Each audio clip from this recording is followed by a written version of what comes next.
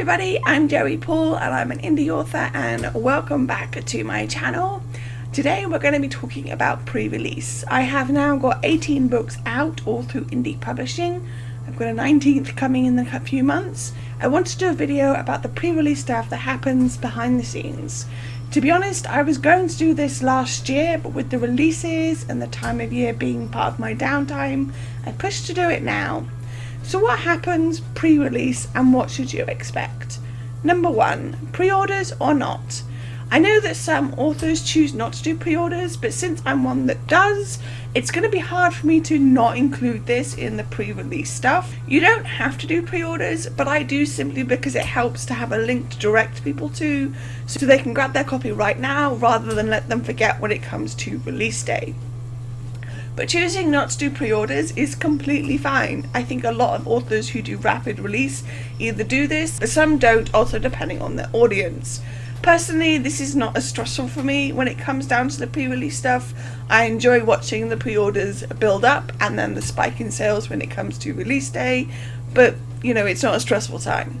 If you choose to pre-order, you will have a deadline to upload your final version, and you will need to do that or your pre-order can be cancelled, at least when it comes to KDP and Smashwords, which are the two that I use. I also do Google Play, but I find I can't have up for pre-order until I upload that final version, so these usually come in later, even though I still do pre-orders with them. But part of the pre-release is knowing whether or not you're going to do something like a pre-order giveaway or pre-order swag. I've done the latter and found that a lot of people like getting their goodies from me, and it actually works as an incentive to pre-order. Though a lot of my audience want to wait for the physical paperback as well, so this is an up and down idea.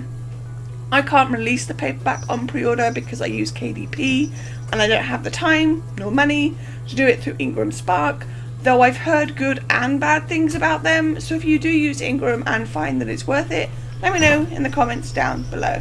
Number 2, final editing.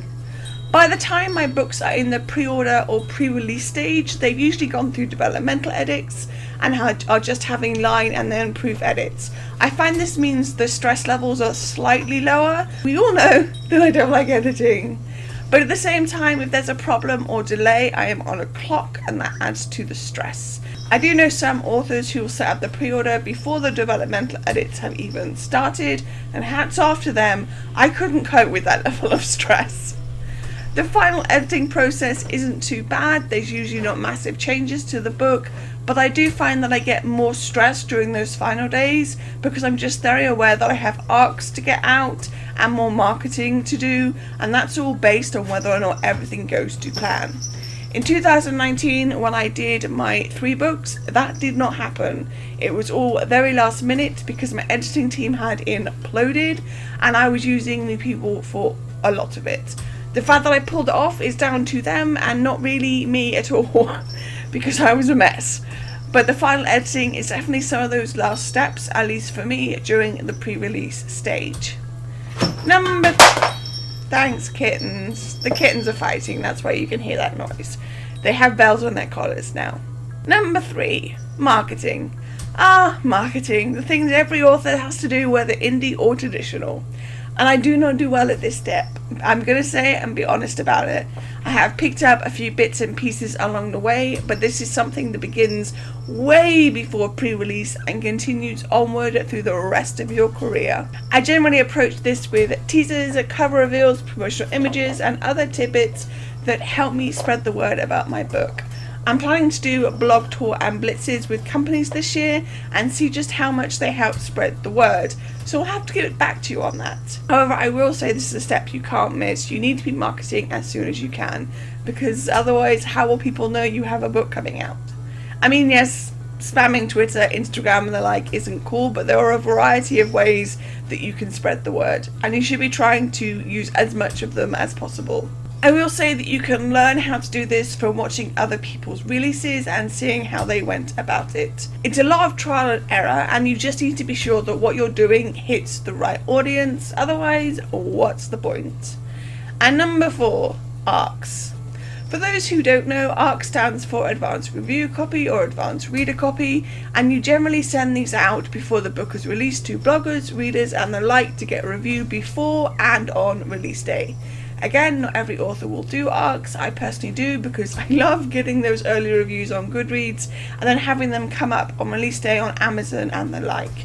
You don't have to do ARCs, but I would encourage you to at least try it at least once, just to see what kind of response you get. As far as resources for getting ARCs go, there are numerous groups on Facebook and the like that will give you a lot of people who are willing and wanting to read your book before release. I will caution that a lot of the time there will be people who take an ARC and don't ever review, which is the stress on its own, but at the same time chasing those people down is up to you. I used to do it, now I don't. I find that people will review in their own time and hassling about it just makes me look bad. I've had good luck and bad luck with ARCs. I've had some people who just don't review no matter how much time they're given, and I've had people who basically said they will read anything I write no matter the genre. So it's apples and oranges as to whether you choose to go with it or not. I will say that this usually feels like the least stressful part for me. I know that not everyone will like my book and that's okay, so I'm not too nervous about ARC readers, but you know, there you go.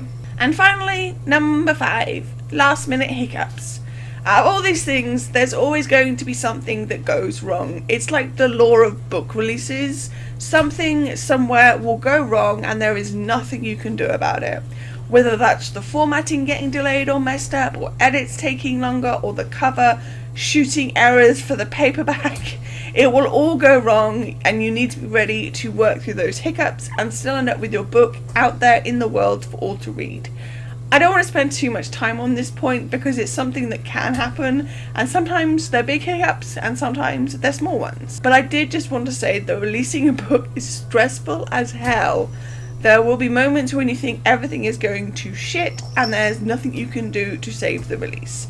But usually these moments pass and everything goes off as it should, even with a few tweaks.